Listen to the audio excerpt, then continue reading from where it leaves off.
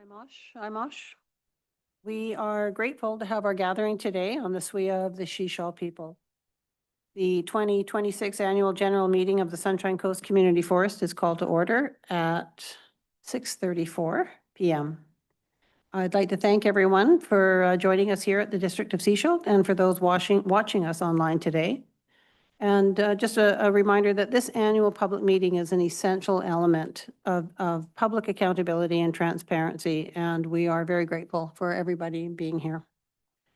I would like to introduce our District of Sechelt reps. We have Adam Shepard and we have Diane McLaughlin, and we have a number of directors also in the audience, but the camera, I'm afraid, won't reach for back there. But I just wanted to again thank everybody for coming.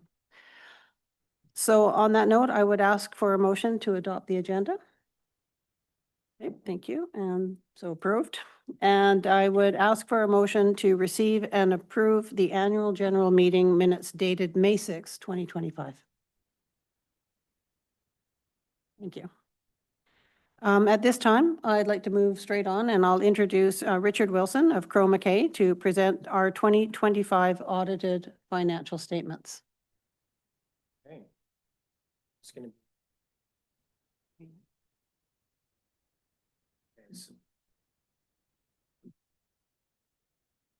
green. There we go. Uh-oh. There we go. Okay, I think I'm good. Yes, thank you. Again, my name is Richard Wilson. I'm one of the partners with the local office of Crowe Mackay, and we are the auditors for the company. And so on screen, we have the audited financial statements for the year ended December 31st, 2025. A couple of pages in and a couple of pages long, if we skip down to page 3 and 4 in the document, is our audit report. The audit report itself, if we could just go back one page, is dated April 13th, 2026. That was the date of the audit report, the date that the board of the company approved the financial statements that are being presented here today. The audit report itself lays out our responsibility as the auditor, as well as the responsibility of management and the board, and also provides our opinion on the financial statements, which in this case is that they are fairly presented in all material respects. Jumping ahead then to the next page, the statement of operations and comprehensive income is presented. Revenues and expenses for the year with comparatives for 2024. You can see the total logging revenue at 1.3 versus 2.6 in the previous year, but a higher gross margin. So even on the lower volumes, the higher gross margin is 889 versus 1.2 million in the prior year. Expenses include both ongoing operational expenses as well as some of the discretionary expenses of the company, including community engagement and donations. There is other income, including grant funding for the forest stewardship initiatives, interest income, and then other miscellaneous income, which includes the firewood program and some other income for the year. The next page, the changes, statement of changes in equity, just tracks the equity between the beginning of 2024 through the end of 2025. So the bottom portion of that page, we can see the balance at the beginning of the year, retained earnings of $2.2 million, plus the net income for the year, less the dividends, gives us our ending balance of 2.275. Next page is the first page of the balance sheet. So this is that snapshot of where the organization was at the end of the year.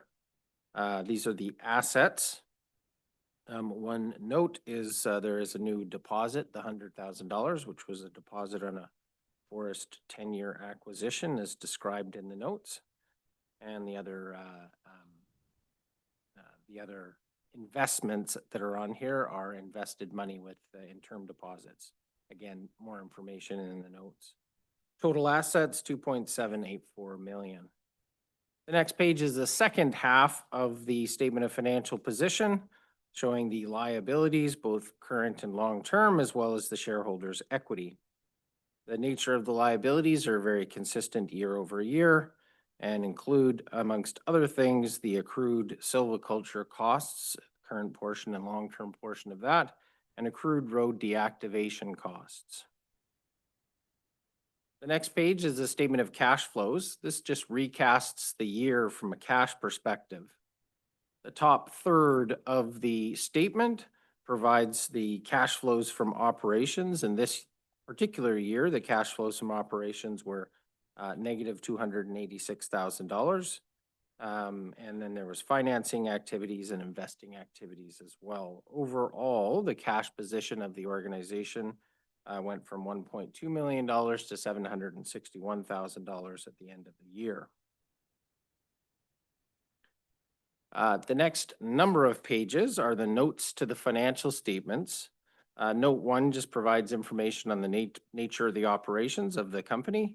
Note 2, it provides the basis of presentation, and Note 3 is the material accounting policies. There wasn't any significant changes in those for the year, so we can probably jump quite quickly down to page 16 or Note 4. These notes start to provide some additional information about the financial statement line items. So Note 4 provides details of the investments, the various term deposits. Note 5 provides inventory information on the inventory at the end of the year, both finished goods, completed sort of logs, and work in process logs that haven't quite made it all the way through the process yet. There's a note, Note 6 on the deposit that was made in the year. And then over onto the next page, Note 7 provides information on the prepaid operational costs, which are costs incurred for forestry and road building for blocks that have not yet started to be logged. There's information in Note 8 about the property and equipment, including roads that were built and fully amortized, as well as other equipment that the organization has. There's a note on the balance due to the shareholder, which of course is the District of Sechelt. That balance was paid after the end of the year. On the next page, Note 10 is a continuity of the accrued silviculture costs. Note 11 is a continuity of the accrued road deactivation costs. And Note 12 provides some information on the original share capital. That share capital, of course, is an asset of the District of Sechelt. And it's on that share capital that the regular dividend is paid. The next page, we get into a number of other notes that really provide more information. There's a note about the nature of the original contributed surplus, which also did come from a grant that the District of Sechelt had received.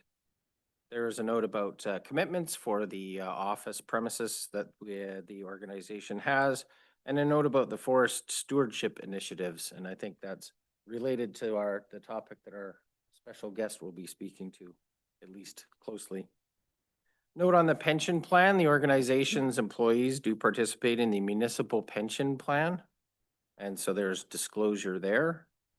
The next page of note, there are disclosures on capital, on how the capital is managed for the corporation, and then also disclosures of related party transactions in Note 19. The final note on the last couple of pages is risk disclosure related to financial instruments. Financial instruments is just anything that is cash or is going to turn into cash or make you give someone else some cash. There is always risk associated with financial instruments, and there's various exposures in terms of credit risk, fair value risk, liquidity risk, and market risk. The exposure for the organization is monitored and managed by management and overseen by the board. And in most cases, that the residual risk is brought down to fairly low. There are, of course, market risks and price risks that are outside of the control of the organization. And those risks, of course, are also managed and monitored, but not directly in the control of the organization. So quite quickly, those were the December 31st, 2025 financial statements for the Sunshine Coast Community Forest.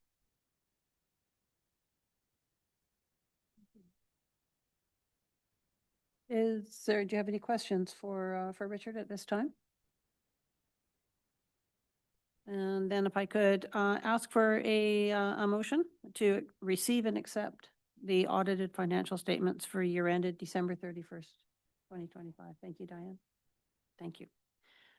And I would also now ask for a motion to appoint Crowe Mackay LLP as our auditor for the 2026 fiscal year. I know you guys are busy. Thank you. And at this time, I would like to ask our director, Richard, to come forward and present a check to our DOS District of Sechelt representatives, please. Did I say Richard? I'm Richard. sorry. Russell. You just had changed your name.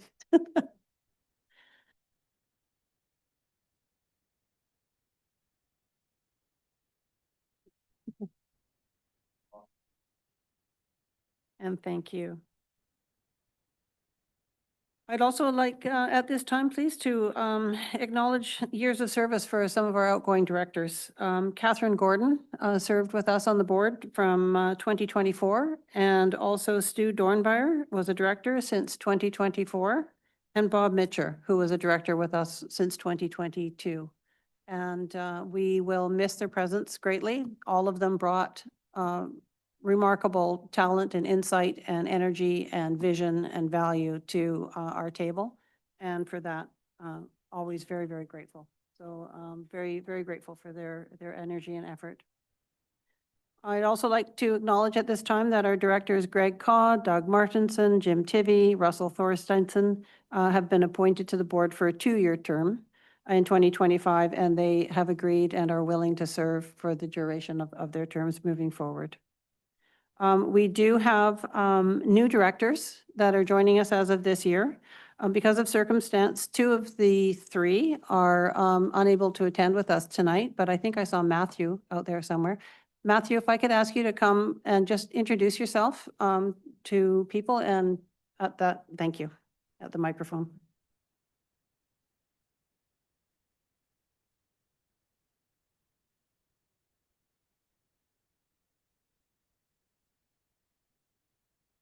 So introduce myself and Just, why did you want to join us? okay.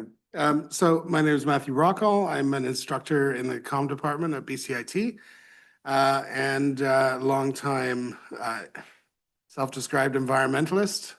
And I saw the ecosystem-based forestry management goals advertised 3 or 4 years ago by the Community Forest and decided to join the Community Advisory Panel, which I have been involved with for since its inception. And I feel quite committed to the goals of the enterprise and the team, and I'm happy to take on a more active and engaged role in the forest. So that's the reason I've stepped forward to be involved more.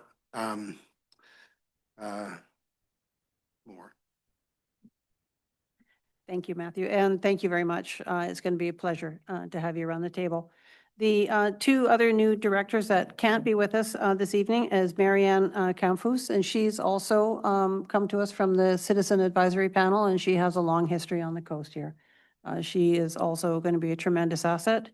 And Aaron Joe is also joining us as of this year as well. He happens to be in Halifax right now, but we also look forward to the strength and vision and values that all 3 of these directors are going to bring to the mix at the table. It's very, very exciting.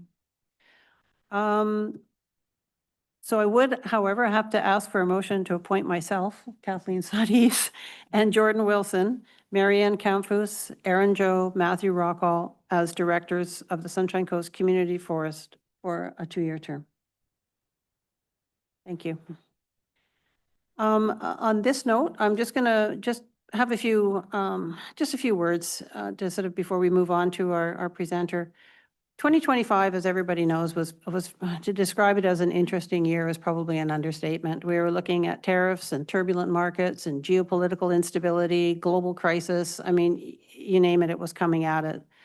And of course, climate is always front and center through all of this other as well. And, but through this period, we continued on our ongoing work to improve our forest stewardship, reinvesting in our forest, our governance, and taking that opportunity. You know, every dark cloud has those silver linings. So we were able to take a look at our inefficiencies and efficiencies. We're doing some work on governance. We're doing work on policy. We're doing, you know, all sorts of sort of housekeeping, so to speak, as well while we're doing through this. During 25, we had the renewal of our forest stewardship plan, and that was a significant milestone for us to achieve. And the forest stewardship plan it's a legal requirement. It's for operations, but more than that, it really does describe what and how we do it. And it describes those objectives that we're working towards, and those are the ecological, cultural, economic, and that plan describes or translates those objectives into how we operate on the ground. We spent some time advancing our strategic planning and starting now to look forward to the next management plan as well too. And something that I didn't want to forget as well, something of a milestone, was this time last year, the Sunshine Coast Community Forest was a recipient of the Robin Hood Memorial Award for Excellence in Forestry.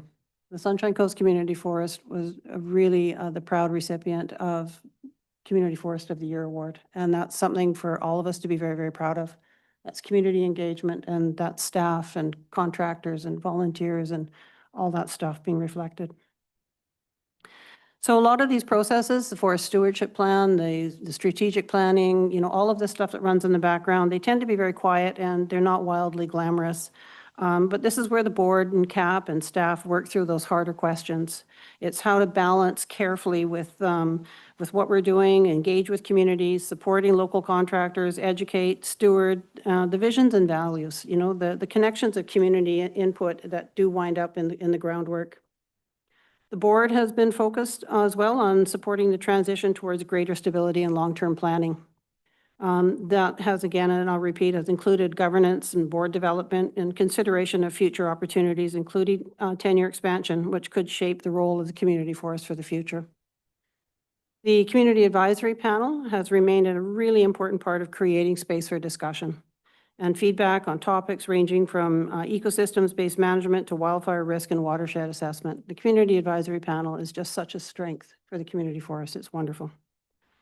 And I will conclude with a sincere thank you, and thank you to the many hands who are making the community forest what it is and what it could be. You know, to our supportive shareholder, the board of directors, to CAP, to staff, and who do all the heavy lifting. And we're grateful for our volunteers, our contractors, and students. We actually have a master's student who's working with us this summer, Logan, and he is doing wildfire, help me out here, wildfire research. So he's in the woods with us this year. It's wonderful. And also to the nation, you know, on whose SWIA, you know, we and the community forest are located. So on that note, I'm going to turn it over to Warren and our operations manager. Thank you. Thank you, everyone. There we go. Stay on. Thank you, everyone. I'm here to introduce my friend and colleague, Nick Soverall. And before you come up, I got these great words for you, Nick. But when we first started the ecosystem-based management in 2021, there's climate resiliency and climate adaptation was rule foremost in my mind. First of all, it was kind of like dealing with how we're going to deal with wildfire and the climate change affecting wildfires. So I brought in Nick Soverall and his team, Frontera Forest Solutions, to come up with a community wildfire tactical plan. And I've really seen from Nick's team and from Nick how he turns complex data really into protection into our local backyard. Nick is a professional forester, and of course he's a founder of Frontera. And he's becoming the go-to expert on helping communities stay ahead of changing climate in the context of wildfire and climate adaptation around that. So when he was, the Cheakamus Community Forest was coming up with a kind of an innovative way of really seeing climate change and how the effects that affects of the community through wildfire.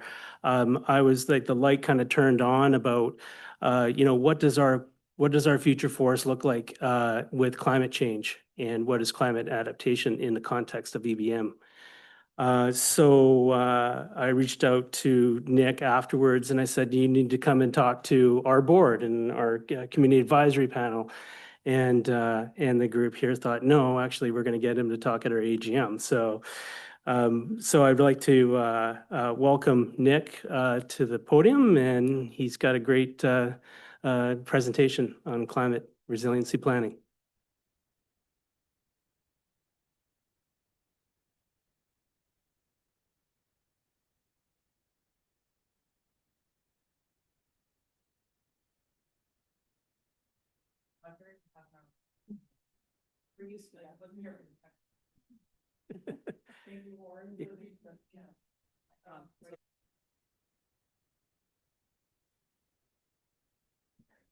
There we go. Okay, and it stays on. Okay.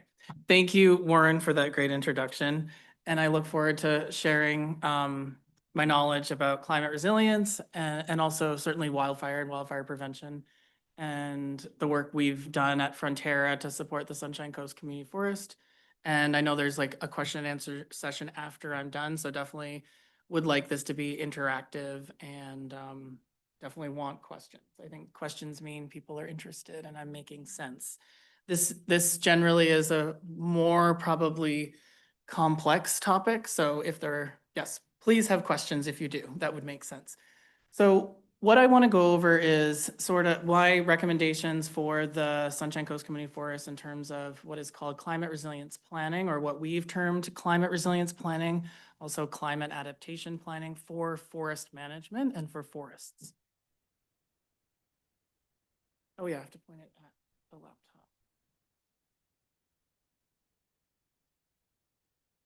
Oh yeah. Actually, this isn't really, can I ask the audience questions even right now? Is that okay? The problem with asking the audience questions is that people online can't hear Oh, unless people are speaking okay. into a microphone. So Okay. people have to come up Yeah. to the microphone. I can just ask to the broader echo, I guess, just questions while I go through this presentation that I think about, and then I ask communities and community members when I work in climate resilience. So I think the first question is, are you concerned about local trees and forests as they face a changing climate? And then there's a second question on this slide as well that pops up. Yeah. And what have you personally experienced on your land or in your community in regards to what you're seeing in terms of tree health, maybe tree decline, maybe even tree growth, things that are changing? I know I am. I mean, I travel the province and I'm definitely concerned with Western red cedar decline. And so that's something I brought up working with the community of Whistler and also some other communities. And I think these questions typically resonate with local people. But I'd like to maybe talk about that after during the question and answer session. Next slide. I guess these aren't working. No. Okay. There's a lot of animation here, so I'll probably have to keep going. So, okay, so where does all this start? This really originates in the fact that our climates are changing. We know human-caused climate change is a likely driver of that, along with other things. But from a local, like Sunshine Coast community, local people can't really make changes on the global scale. But what I want to talk about are the impacts of climate change on the coast or coastal British Columbia, and what those impacts are in forests. So if you keep clicking, we generally speaking in coastal British Columbia, he's flashing through those. So we're expected to have more heat waves and wildfires. I think I don't need to go, I don't need to explain what those would be. We've been experiencing those already over the last 5 to 10 years. Also hydrologic changes, certainly in areas where there's glacial flow and other effects just to snow. In fact, this year we had an extremely low snowpack on the coast of British Columbia. Next animation is cold snaps and freezing levels. Those have really big impacts, certainly on alpine forests, and lots of other impacts as well. And then one of the big ones certainly is drought or changes in precipitation and how those long-term changes are affecting forests ongoing. So more animation. So what I want to talk about are those meteorological impacts over time and what those impacts can be to the Sunshine Coast Community Forest. That's the kind of the focus. So next slide. So I know, or unfortunately, forests are going to be impacted by climate change, and we're already experiencing that. We're seeing different expected fire behavior. We're seeing declines in local tree species, both in health and even mortality. But a positive note here for some hope is, what can we collectively do, and what can professional foresters do? And what I've been working on with other communities is building a climate resilience plan. And the plan itself, the foundation, is really a decision from the community and from the community forest to say, we want to be proactive about climate change. We don't want to sit back and just react to these changes that are inevitably coming. We want to do something. We want to get ahead of this. So in the case of the Sunshine Community Forest, that's really looking at kind of looking at our own. I think there was a mention of the forest stewardship plan. So looking at that as maybe the traditional document that was used before there was climate change. So we need to look at that through the lens of climate change and sustainable forest management all at once, because really climate change is going to affect so much of our forests, both the hydrologic systems, the vegetation, and fire as well, and other impacts. So climate just has so many reaching effects. So again, I'll just reiterate it. The goal is to assist the community forest in responding to climate change rather than reacting to it. I think that resonates usually with a lot of people. And then what are the benefits of climate resilience planning? So one thing I always like to kind of tote is just understanding forests better. This is actually a moment to look at the forest stewardship plan, look at the local knowledge in terms of forest ecology, but also the academic and expert knowledge that is also out there. So one of our jobs when we worked on the Cheakamus Community Forest Climate Resilience Plan was working with the Ministry of Forests, gathering other climate scientists at the same time, working with modelers, working with meteorological folks, and everyone sort of all being on board to really support the leveling up of understanding of these forest systems in a new way. And I think that that's a really good opportunity. Somebody just mentioned, what is the silver lining? I think a silver lining here is to just really dig deeper on, like, how do these forests function on the Sunshine Coast? And then a part of that for sure that I mentioned was gathering more knowledge and the collaboration. I think if the Sunshine Coast is interested, there are, as I said, academics, folks from the ministry, my team, that we're ready to collaborate and really build something that can really have long-lasting collaborations ongoing.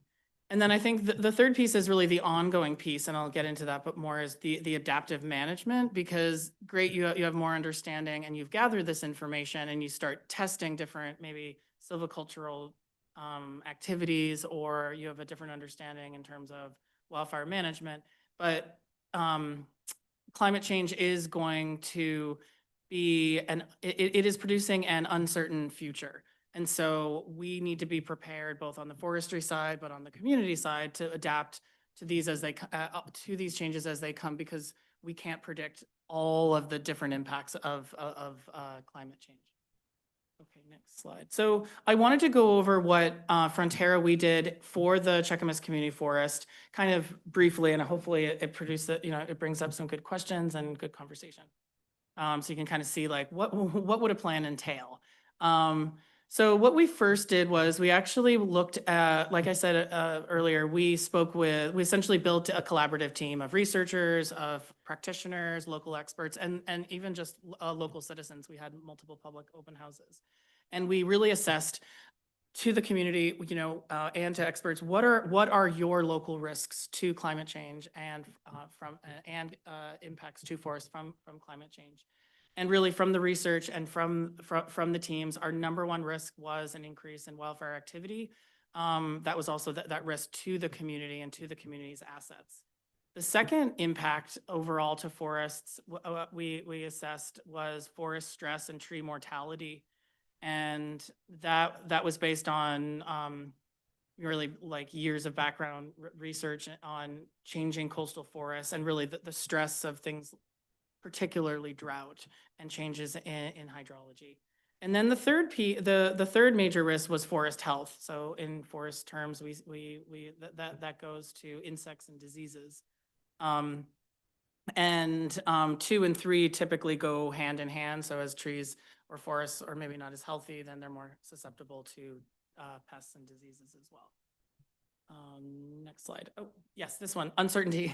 So yes, these were assessed as the top 3 risks in the plan, but we also had to just tell the public, tell ourselves to really remember that there's so much uncertainty in climate change impacts, and that's where that adaptive management has to come in as well. Okay, so the 3 risks sort of set up our lens of how we were going to look at impacts to forests. So one of my jobs at that point was to look at and estimate what would be the impacts of fire, of tree mortality and forest health over time. And so our first job was to do like a more rigorous forest inventory. And one of the pieces we looked at were old or ancient forests. And actually this information was just produced by the municipality. So we had a really great data set. We wanted to understand the forest better. I think that's something that I recommend for the Sunshine Coast is to look at what your forest inventory is, because that's the baseline of what you need to work on in terms of what you have and what you need to understand better. So next slide. The other piece in terms of that was essentially taking all of that kind of forest inventory and forest knowledge and then modeling what the impacts of fire would be into the future. And this is where you need to work with modelers, and I have some modelers on my team. In terms of fire, that was, as it was the number one risk and kind of an expertise of my company, we really dove deeply into this topic, and I will make it as low tech as possible here, but it's not only difficult to predict what future climates will be, but then we sort of have to look at what potential future vegetation could be. So again, I'm not going to make it too technical, but it is technical inherently. So the first piece was we had to assess all local weather over the historical database. And then we actually had to look at the topographic information that's on the left, so the regional and local we had to look at how those stations' weather would then change through elevation changes. And then we used a climate modeling system to then predict climate into the future. So we actually, in terms of the Cheakamus Community Forest, we looked at 3 different windows. So from 2020 to 2040, 2040 to 2060, and then 2060 to 2080. So we used those modeling systems to look at that weather. And then what we did is on the right, you see a burn probability map. What we did is we simulated hundreds of future fire years, and we ignited this digital landscape using those 3 main data sets that I showed you. It was like sort of a fire triangle. And we looked at where those patterns were on the landscape. So then we could look at not the current fire threat. So the Sunshine Coast currently uses the tactical plan. The community forest uses that. That kind of looks at, that's backward looking. We look at the last 100 years of weather data.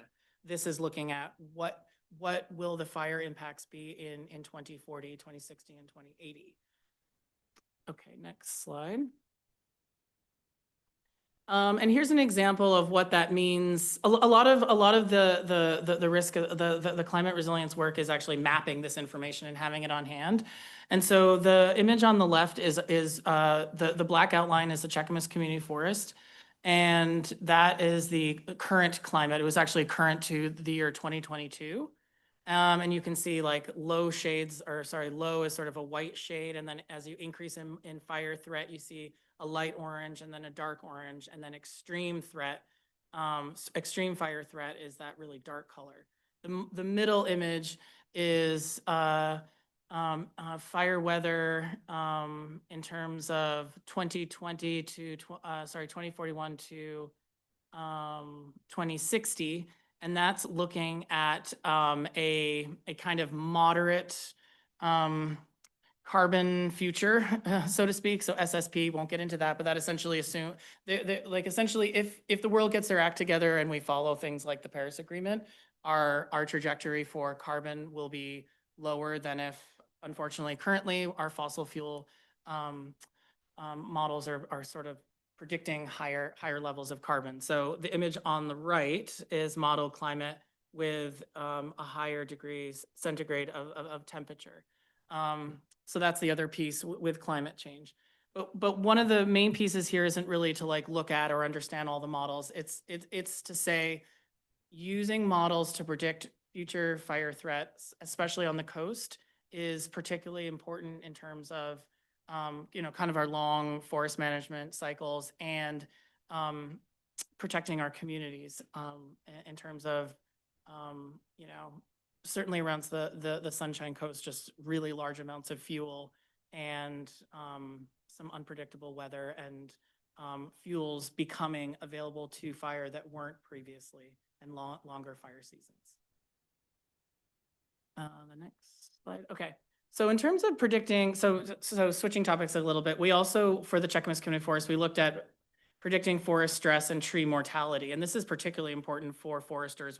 We want to plant tree stock and tree species that will live 100 years. And we certainly want to know what trees won't do well in changing climates. So we worked with the Forest Future Ecosystem Center, this brilliant team of PhD doctoral scientists who have built like this incredible tool, which I'll show you an example of, where they're essentially predicting the efficacy of different species in different areas under all these different climate regimes. So it really, it starts to tell us, what species at local levels or local areas will or won't do well under these changing climates. I don't want to paint a totally negative picture on this either. So the next point is identifying climate refugia. So refugia comes from the word refuge. So these are areas where they will potentially resist local climate change and could potentially thrive as well. So through this work, our job with the Cheakamus Community Forest was to find these types of forests that could persist, and really in some ways from a forest management perspective that we should either protect or learn about, so that we can we want to protect them because they have genetic diversity and wildlife habitat, and they will naturally do well. So the other piece to that is there are some tree species locally that will potentially do well with a changing climate. Douglas fir may actually be a winner with some warmer days or more or less precipitation and those sorts of things. So this tool, which actually, can you go to the next slide? The next one, I think it's an animation. Yeah, so there's an example of the tool. I think I have you go to the next slide. Yes, perfect. Okay. So what we did is we looked at like all the kind of major tree species of Whistler to get a better understanding of what the next 20 years could look like in terms of tree species. So I pulled up, unfortunately, one of the more negative stories, but this really resonated with our forest management team, and I think we certainly agreed, and we can see these effects happening. This image that you see here is an image from that tool that I talked about of subalpine fir. So the subalpine fir are high elevation tree species, certainly in Whistler Ski Resort, lots of high elevation. And the red is indicating a significant decline. In fact, what it says on the chart is a species disappearing. And so this is actually, we're actively talking about this with the consultants for the Cheakamus Community Forest and working towards looking at ways of managing this over the next two decades and really monitoring it quite closely. So this is something that we can certainly do for the Sunshine Coast Community Forest as well. Again, it's not telling you what to do through forest management, but it's telling you some really potentially unfortunate future conditions of forests so that the forest managers can be more prepared and can start to put these plans together. Okay, so for tree pests and diseases, is there somebody keeping time? I don't want to go over. Okay.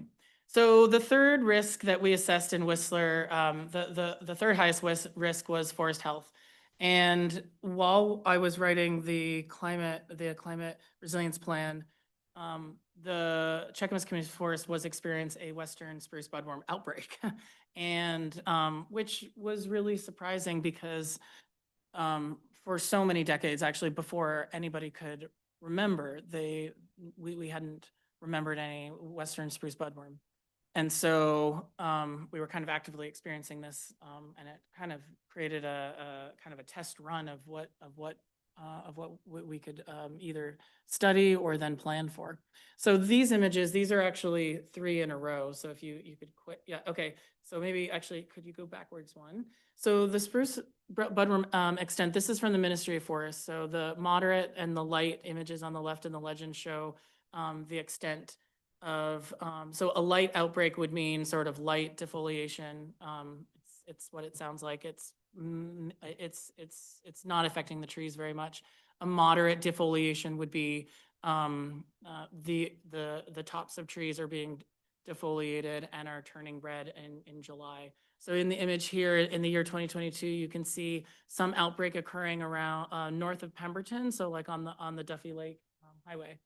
And then if you go to the next image, 2023, you can see a spread of the Western spruce budworm down into Whistler. And this was the year that it became a bit kind of, it was really in the news and people were discussing it quite a bit. It became really a question of how do we manage this.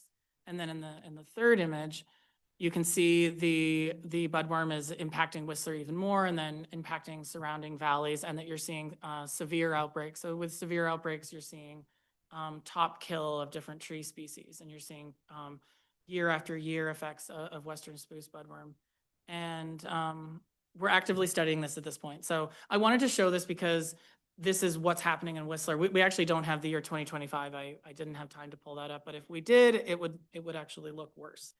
And we know, you know, warmer winters, but also fewer cold snaps, as well as more stressed trees. That's a recipe for more larval outbreaks and more needles available for defoliation.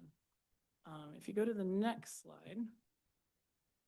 To wrap up the last risk, I think I won't talk about modeling, because what we determined actually with forest health, and maybe Warren can kind of understand this, is as a fellow forester, there are hundreds of forest health pathogens and agents and insects. Like in combination, they all have different life cycles. So the potential to actually model that or predict that in the future was just, we don't have, like, we can't do it. It's too complicated. There's too many agents.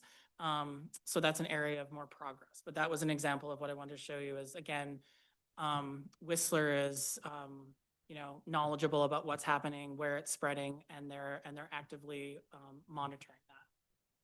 So in terms of the risk assessment, so I just went through kind of, you know, gathering the information, doing the research, talking to the public, and then predicting what those risks are in terms of impacts to forests. So what we then had to do was put together a full risk assessment for the Cheakamus Community Forest. So it's a report, and it outlines you know, what our findings were from working with the public, both, you know, what the public's values are in terms of forests and forest management, timber, those sorts of things. And then putting in what the estimates of risk levels are. So those three risks were fire, stress, and mortality, and forest health. And we actually built all the maps and all the spatial data and gave it to the Cheakamus Community Forest. And that's an interesting thing, I think, that we're seeing with moving away from the forest stewardship planning, is we're moving into from a non-spatial to a very spatial process, and climate change is pushing us to do that. I think that's an interesting thing. And so a lot of information that we're giving is more, you know, where is fire risk going to be higher? What forests, in what locations will trees be declining? So it's much more targeted. And I think in some ways that the public understands that better. It's not non-spatial.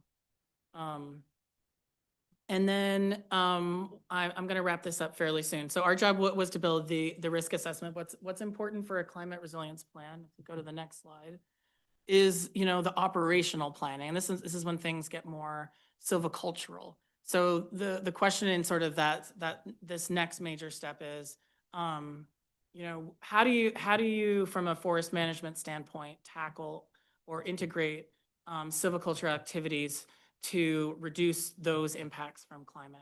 So there's three major ways to do that. The first is a resistance framework. So again, I'm going to go back to the refugia system. So on the landscape, there are areas that will probably resist climate change and should be protected. So in those areas, those identified, if we went through a risk assessment, we could identify those and we could essentially say, let's not change those forests.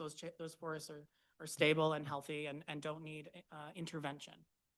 The next one is a resilience framework. So essentially with this one, there could be recommendations for forest intervention. So I think through the work I know the community forest has been doing in terms of fuel management would fall into a resilience framework. So it's not rewriting or changing the forest fundamentally. It's sort of tweaking parts of the forest to reduce those negative impacts. And then the third kind of framework here in terms of a silvicultural operational framework is a transition one. So this one is really changing the forest, and really these types of forests are the ones that I like. For instance, the subalpine fir image that I showed with disappearing, that's the type of forest, unfortunately, that may not survive at all. And those forests left essentially to die could have other negative impacts beyond, like if they were left to die and to stand there, that could be additional forest health problems or additional fire issues and those sorts of things. So I have a few images as well, GIFs, to go through this. So the resistance framework, essentially forests that are likely to withstand climate change, management would possibly be minimal. And yeah, so essentially this GIF image or this animation is not moving, nothing's changing. It's sort of a static forest and it's healthy. So the management would be minimal. So the next slide. So I have a few examples. So again, the resilience is that middle ground of silviculture intervention. So maybe moderate risk levels. So if you click again, in this case, you know, this might be for fuel management. The Sunshine Coast is doing some of this already. So the removal of ladder fuels. You can see in the image some understory conifers are being removed. This type of forest might be near a community and it might be posing a higher risk of fire to that community and putting that for that neighborhood. And then that's the first resilience example. And the second one, we may look at tree thinning and then planting different tree species afterwards. That could be a resilience. That's probably a more intensive silvicultural treatment, but you're still what we'd want to do is look at maintaining a similar natural forest structure with the same functions and maintaining some of those really healthy trees that you see in the image. So it really depends on, you know, what the local tree and forest ecology is. And then finally, the third example, as I said, is that transition system. So this is the one where it really is like a conversion or like a major change. So if you click, you'll see the image. So in this one, yeah, we're essentially starting the forest from ground zero and really looking at, and this is what's happening because of highly impacted forests, is potentially bringing in species that aren't, native to this particular area. Maybe they're regional, or they're different genetics. And then, okay, and then I'll touch on this because I think it's important with climate resilience framework is the adaptive management. So in Whistler, we have an active monitoring program, and it's exciting to hear that the Sunshine Coast Community Forest has I think a program starting in terms of monitoring weather and what silviculture treatments are doing to forests. And this is happening in Whistler. So if you go to the next slide. Whistler has an active silviculture monitoring program. Frontera, we've been leading this for 3 years. So we have 60 permanent plots where we're using, in this image, you can see a 360 camera. That's just one of the data sets we're using, but we're using that plus forest inventory data to assess the health of forests over time, and changes to tree canopies, shade, and weather as well. And why do we want this information? Well, if we want to, we want to see if these sometimes innovative forest management practices are working or not. And so the only way to do that is to establish plots and to go back and assess, what is the efficacy of what you're doing. And then we're communicating this information to local citizens and scientists as well. This is all information is available. We're also using that information if we're seeing that some of our silviculture activities may not have effects that are desirable, then we can change those silviculture prescriptions to try to improve what we know. So I think it's part of that idea of constantly learning and constantly improving and knowing that climate change will create this uncertainty, but it's using that to then improve upon what we know. I think if you've ever been a farmer or if you worked in agriculture, farmers do this all the time too, right? They're always looking for ways to improve soil, water, and plant health and that kind of thing. I think this is wrapping up my presentation. Next slide. Right. So if you got anything from this, I kind of want to go back to where I started. So, what can the CCF do? So climate resilience planning is a decision to be proactive about climate change. And this is one way to do that. And I hope that I've provided some hope and also solutions to what can be done, and not create sort of an environment of cynicism. And I do think this is, this type of work really is worthwhile, not only in terms of forest management, but also just building collaboration, public engagement, and that it's really worthwhile. So thank you. Mhm. Thank you. Do we have questions from the online community? Is there any questions here that anybody would? I would just suggest, in order to facilitate the question and answer period, first for Nick and then for everyone, that perhaps Nick would like to come sit up here between Kathleen and Diane so that folks with questions can come to the podium.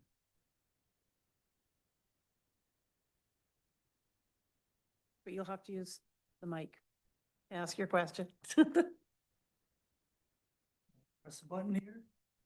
I think I left it on. Oh, no, you just turned it off. So.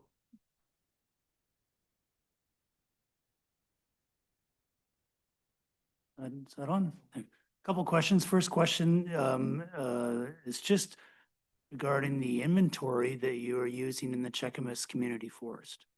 Can you elaborate on what have they done an inventory for the forest? Or are you just using the provincial VRI or what are you using there? Yes, the data that I showed on the screen was the priority habitat data that the RMOW or the resort municipality built internally. That was based on, so that data set was based on VRI, but also I think hundreds of tree cores that local biologists and foresters had collected over a very long time. So that was a very useful data set. We also used, I didn't show you everything that was in the report. So we used other inventory data as well. That was very, very helpful for tree stand ages. We also used the TEM data, the terrestrial ecosystem mapping data from I think that was the year 2004 when the local forest ecologist built that TEM data set. So we use that along with the priority habitat data.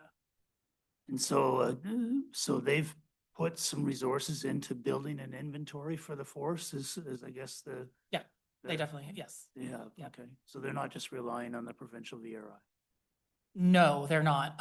But like I said, the priority habitat did at the beginning use VRI as sort of a baseline data set, but then they re-digitized it and then updated it with empirical tree core data, collected over a long period of And time. what about heights and species composition and all that? Sort of stuff? I could send you or give you that data set. I think it has like 40 different layers. It has not only tree age, but it has habitat information as And well. I guess where I'm going here is I'm trying to sort of ascertain whether the information that you're using for the projections is specific to the community, to the Cheakamus Community Forest.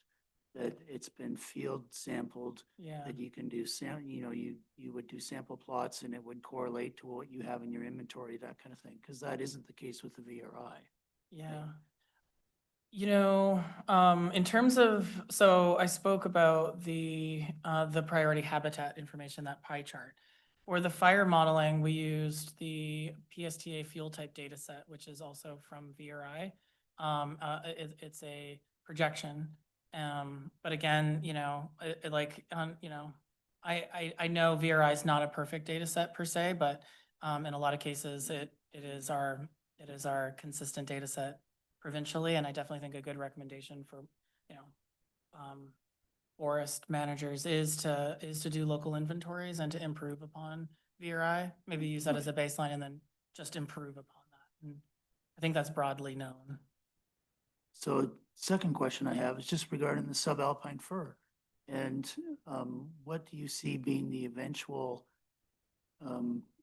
progression, I guess, of different species coming in a natural sense of subalpine fir is dying off with changes to climate? What do you Yeah. what do you see a solution Yeah. being? Maybe if a management solution to that being, or I didn't show you the other species, so we looked at hemlock, Douglas fir, western red cedar, and subalpine fir as a part of that risk assessment.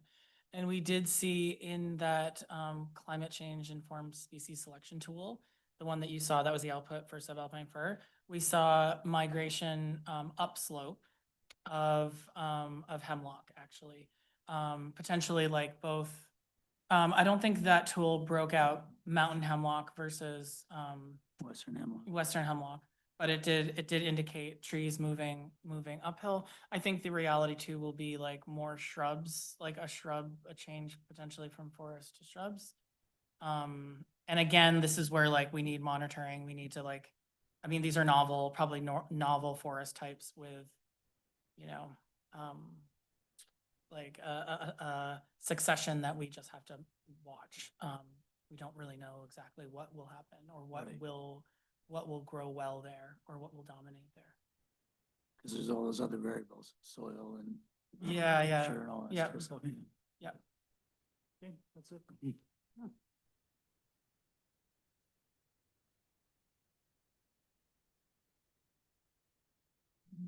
Oh, I don't know if this is still live. yes.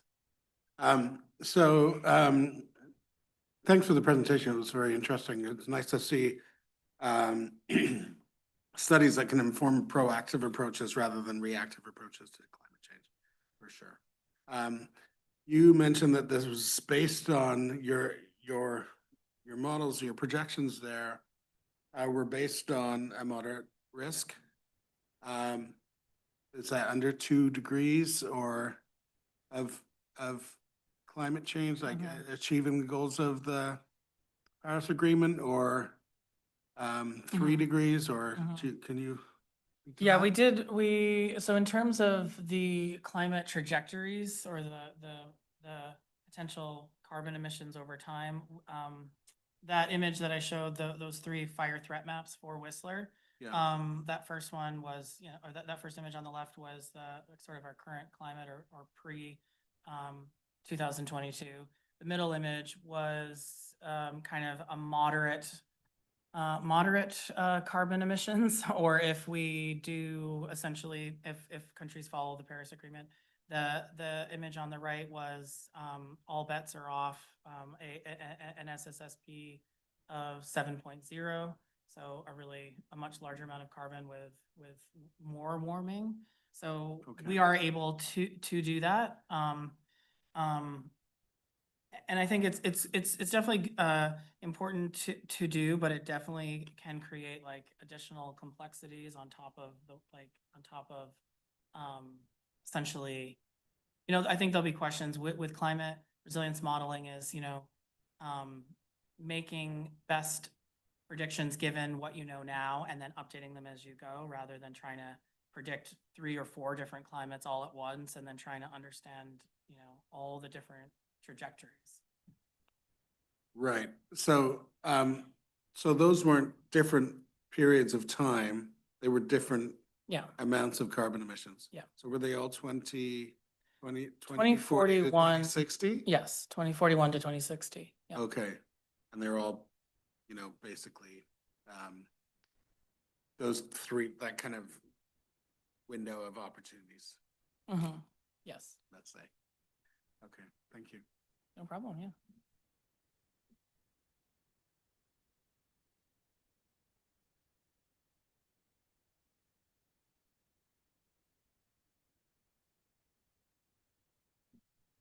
Thanks very much for the presentation. That was really interesting. I'm going to follow up on Matthew's question a little bit. So when you were showing those 3 different, not scenarios, but current, future bad, future worse, there was the increased threat of fire, which I understood meant like an increased probability of fire, or was it an increased severity of fire? So threat in that context, and what we normally produce for threat is a combination of probability, head fire intensity, and rate of spread. Mhm. So it's definitely intensity, not severity of fire, but the ability of a fire to like escape fire suppression and harm communities is kind of the goal of that modeling.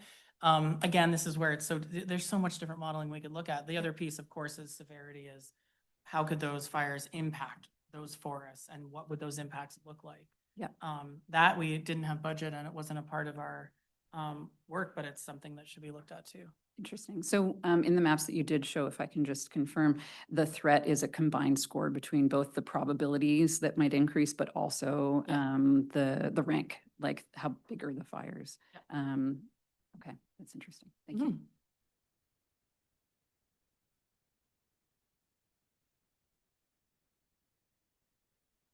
Anything online? Okay. Any other questions for Nicholas in the field here? One thing I was just wondering, when you were talking about the spruce budworm, you Mhm. had a map up and it looked, from the description, the legend and so on, like it was a map of observations made by the foresters or people working in the Cheakamus Community Forest. Is that accurate? And were you then able to use that as a comparison to kind of compare it against your modeling and if it lined up with, where the forest was seen as vulnerable in the modeling? Right. That data is the Ministry of Forests. It's the Forest Health Department, and they do aerial surveys. Warren, you can correct me. I think they do aerial surveys in the same areas every 3 years, or if there's outbreaks, I think annually. So, and those methods have been used, I think, for 30 years. It's actually foresters in airplanes that you essentially, if you're the forester in the airplane, you tell the pilot, fly to that defoliated area, and the pilot will actually fly that stretch of defoliation, and then the forester will then attribute that polygon. So that's how that was produced. And the second part of your question was?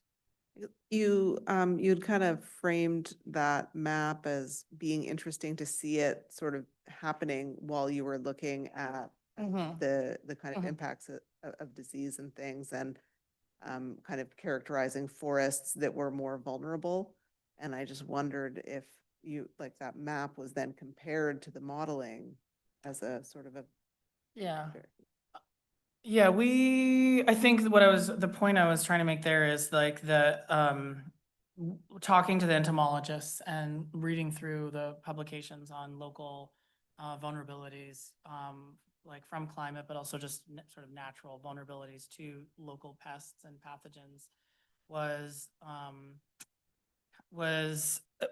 just like through those conversations, kind of determining that, like particularly over the last 5 years in Whistler, warmer winters.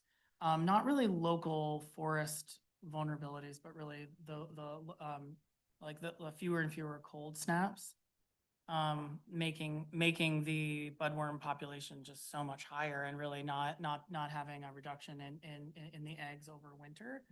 And I did point out, like, because essentially around Whistler, I think there's at least a dozen sort of common forest health agents, that a dozen plus dozens more, that really the modeling, kind of the academic community doesn't have, or the academic community doesn't really have a handle on what climates could do at local levels, in terms of forest health. So the supposition, I think, around Whistler right now, and the budworm is traveling. It's in the Chilliwack Valley.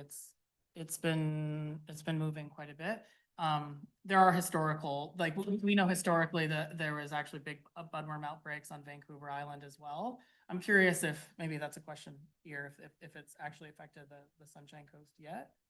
But I did bring it up because it's not that far away and it might be coming. So one of the suppositions was warmer winters, and also the heat dome and more drought and more warm summers, putting more stress on just all trees, so that they're like, trees are just more susceptible, and kind of they actually produce fewer resistant tannins and other defenses to actually defend against these insect populations. So it's sort of still a supposition, because the academic world, I think, hasn't caught up with like what it's extremely complicated.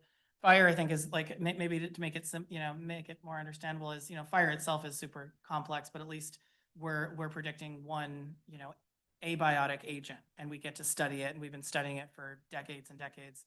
On the forest health side, they have so much that's also like interacting with one another. Agents are working, like insects are carrying disease, and then vice versa. So it's extremely complicated. So I guess the modeling, the main point there is just the modeling, and the predictive capability just isn't where wildfire is. So I wanted to make that clear, that there's only so much we can predict. Yeah. I have a question. Yes. With regard to the transition phase, in your opinion, I mean, the horse has left the barn. It's just a matter of how far and how fast it's going to run.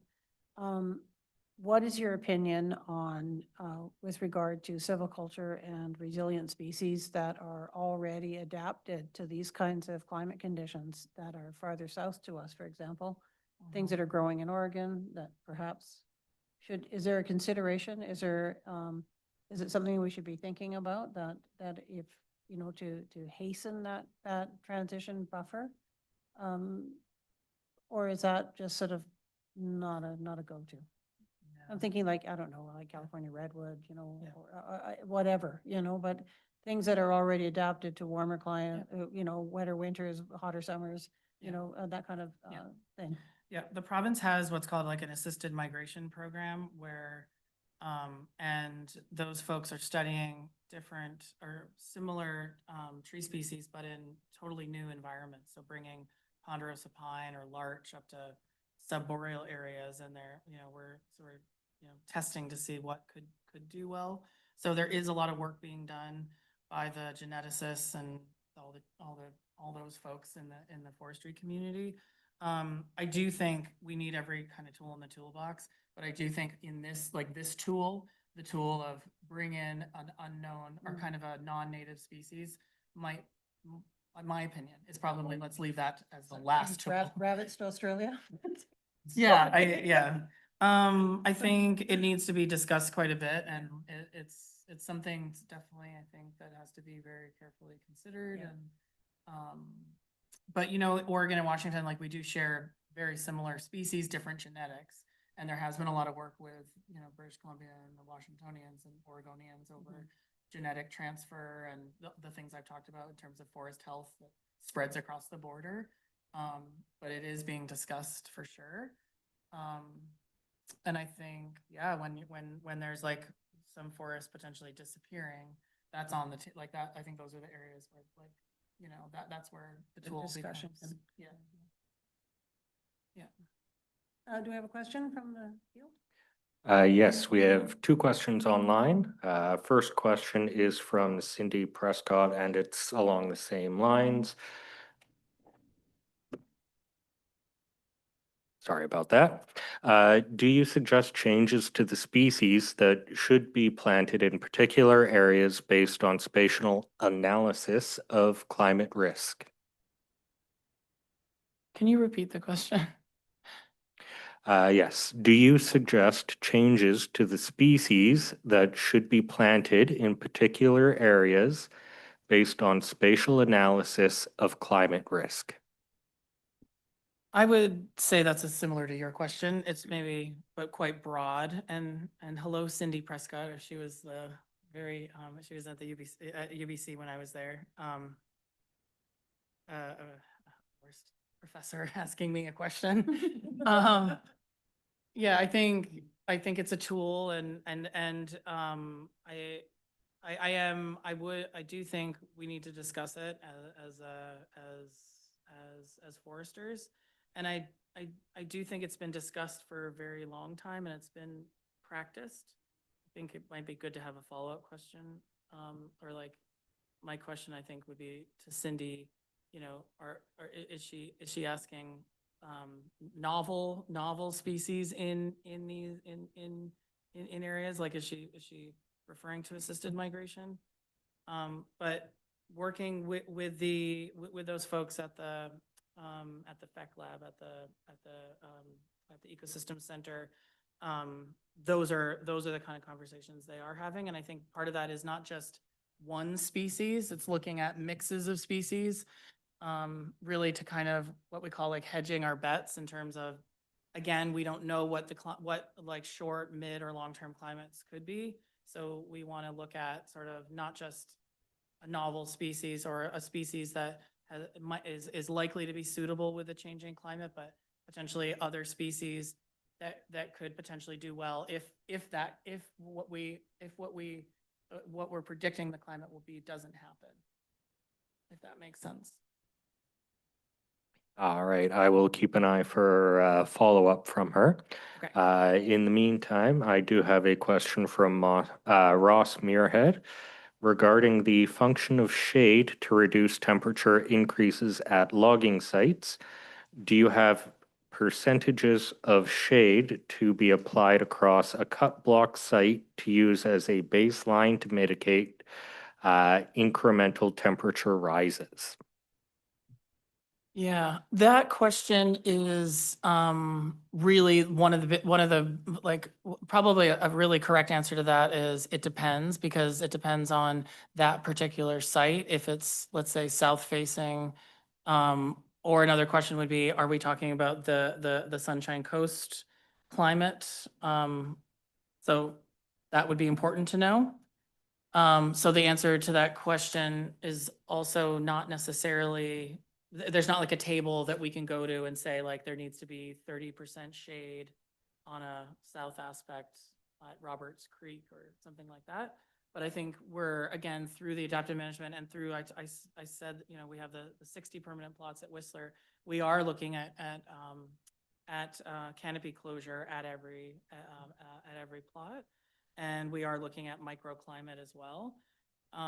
We know shade is certainly important for temperature and moisture retention, but we're also seeing through these years of data that we do have is that if the question is fire danger, that yes, shade produces some lower temperatures and it can retain moisture.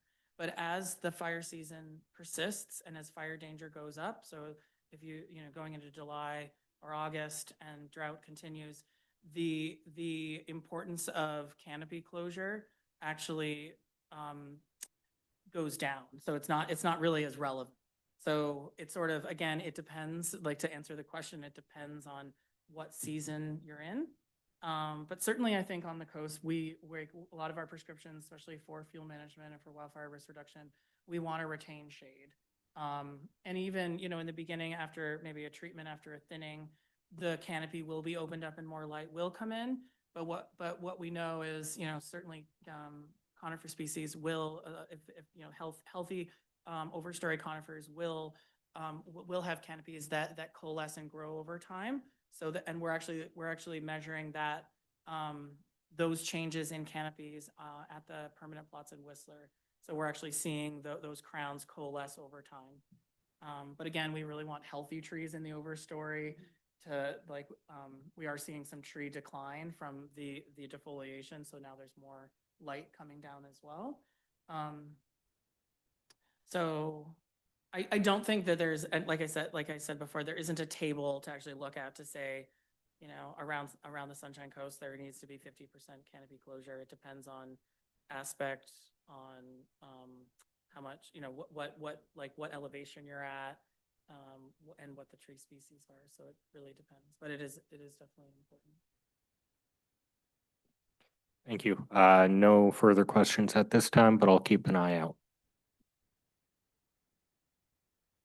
Yes, thank you. I would just like to ask if you have in some way kind of sized up for us generally the Sunshine Coast Community Forest situation, and maybe if you could compare and contrast that with what you learned from Whistler and how your approach might be different given Yeah. kind of the urbanity that we have being so close to lots of different little municipalities. Yeah, some differences. So, I mean, the climate here is different. Probably not drastically different, but definitely this is a full coastal ecosystem. Whistler as the comparable. Whistler is a transition climate, so you're actually bordering kind of more interior climate and coastal. So that actually makes it more kind of tricky. So I think here on the climate side, certainly, higher RHs, winds off the water, that's a big one. We know that's a big thing. So I think climate would be definitely like using the climate envelope and looking through a different lens just with that and realizing that certainly important. And then I know through conversations with Warren and Sarah, the watersheds, right? And just a lot of sensitivity in the watersheds. And in Whistler, I think that's similar, but I think here it's to a different degree. And I think I wanted to point that out, the resistance framework, the refugia, and the potential to maybe look at things potentially like the watershed as a refugia to climate if that was deemed true, and look at ways to protect that and maybe not intervene if not needed, right? And then you mentioned the vanity, I think the urbanity. Oh, urbanity. Sorry. Yeah. The urbanity. Well, Whistler has quite a large population. I think here, we've seen, there's so much human settlement at sea level. Whistler has that too in the valley, but I think, certainly fire threat and fire risk is definitely, I think, potentially mitigated to some extent because there's so many folks sort of at the valley bottom or near kind of clumped along like that gradient and not dispersed. So I think that would be true as well. Happy to take follow-up questions as well. I think certainly weather a big big difference, and but I do think, socially, I think there's definitely sensitivities to harvesting in both communities. A lot of questions, a lot of folks that want to preserve forests and really want to be careful with forest management. So there's a lot of parallels to that too. So I think there's a few contrasts, but I think a lot actually paralleling the communities. as a little follow-up, I mean, here we are trying to do ecosystem-based management, and now our ecosystems are going to change, so it's going to be quite a challenge. And I'm just looking at ways we can maybe kind of integrate the urban planning, resilience planning with a little bit of the community forest, which is close to the urban areas. And then we have all the other forest companies, but just in terms of the community forest and the community interface. I mean, and we're going to have a challenge on, okay, with all this, how much is it going to cost, the cost benefit analysis, and how do we, keep the financial aspect. It's going to be difficult, but here we are. Thank you.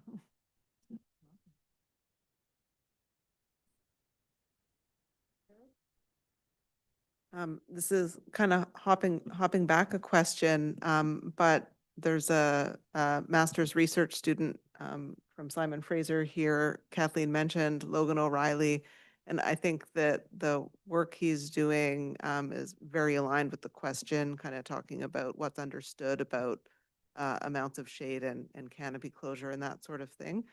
A little bit putting him on the spot, but just he was somewhat said that he was willing to talk about it. So if you don't, would you mind just coming and talking a little bit about your project?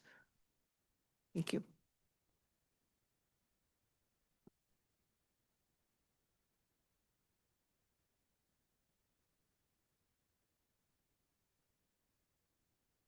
Already on? Perfect. Yeah, hi everybody. My name's Logan. I'm a research or a master's student at Simon Fraser. I work in the Fire and Ecosystems Lab under Sophie Wilkinson. So we're working on a project partnered with Lori Daniels over at UBC, looking at wildfire risk and behavior more or less across the province. So there's about 5 or 6 grad students, myself included, who are doing all of these different case studies and landscape level studies across different environments, looking at the interior, Kootenay, northern BC, some boreal, some in the Caribou, and myself here coastally. So looking at what wildfire risk is like in these forests by doing standard forest sampling, but then also working with communities doing fuel treatments and looking at how the wildfire risk changes for better or worse based on standard or different methods of doing fuel treatments. So I've been able to come out here since September or so, before the wildfire risk reduction treatment started, to do some fuel load surveys before the treatments, just to get an idea of what the forest composition was like or has been like, and now looking at it post-treatment, doing the same thing, going through the same process to then later on put those into fire behavior models and look at how thinning, say up to 3 meters heights, or mulching or falling trees under 12.5 centimeters, some of the examples of the treatments and work that's been done, how that change to forest composition is affecting fire behavior and fire intensity. But we're also going to be, or just today we set up our first weather station. A little late getting here because of that.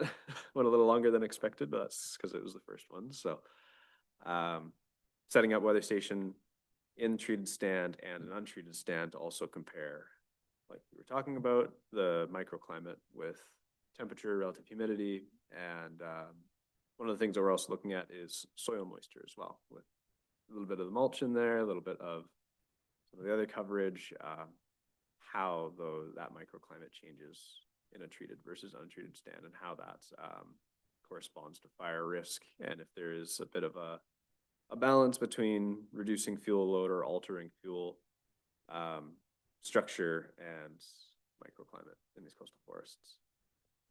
Yeah. Questions? Or, yeah.